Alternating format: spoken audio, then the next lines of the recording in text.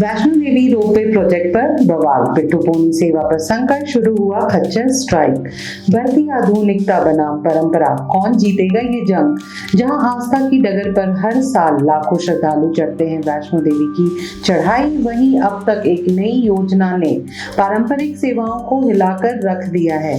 जी हाँ, हम बात कर रहे हैं वैष्णो देवी रोपवे प्रोजेक्ट की। एक तरफ सुविधा तो दूसरी ओर रोजगार पर मंडराता संकट। पिट्ठू और पोनी सेवाओं से जुड़े लोग इस प्रोजेक्ट का विरोध कर रहे हैं और उन्होंने खच्चर स्ट्राइक ऐलान कर दिया है। कहते हैं अब रोजगार चिंता है तो विरोध भी जन्म लेता है। ऑन ग्राउंड रिपोर्टर्स का कहना है कि कटरा के रास्तों पर इस समय न घोड़े की टाप सुनाई दे रही है, ना ही पिट्ठुओं की पुकार। खच्चर हड़ताल का असर साफ दिख रहा है और इस असर ने श्रद्धालुओं के सामने एक नई चुनौती खड़ी कर दी है। स्थिति इतनी बिगड़ गई है कि अब युवा तीर्थयात्री स्ट्रॉलर में बैठकर मंदिर की ओर चढ़ाई कर रहे हैं।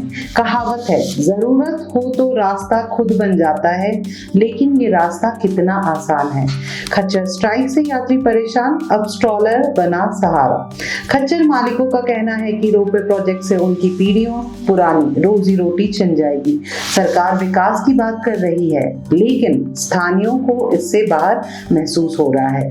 पोनी ओनर्स पीढ़ियों से यही काम करते आ रहे हैं। अगर रोपवे आ गया तो उनके पास कुछ नहीं बचेगा।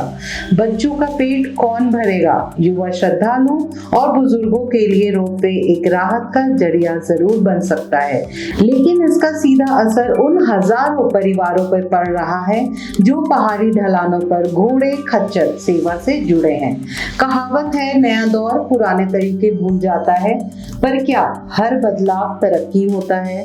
आस्था के इस रास्ते पर अब टेक्नोलॉजी और परंपरा की जंग छिड़ गई है। जी हाँ, एक और सुविधाजनक रोपवे आने वाला है, वहीं दूसरी ओर खच्चर, पिट्ठू और डंडी सेवाओं पर मंडरा रहा है अस्तित्व का संकट। और जब तक समाधान नहीं निकलता तब तक यात्रियों को ऐसे ही स्ट्रॉलर वाले असामान्य इंतजामों से गुजरना पड़ेगा।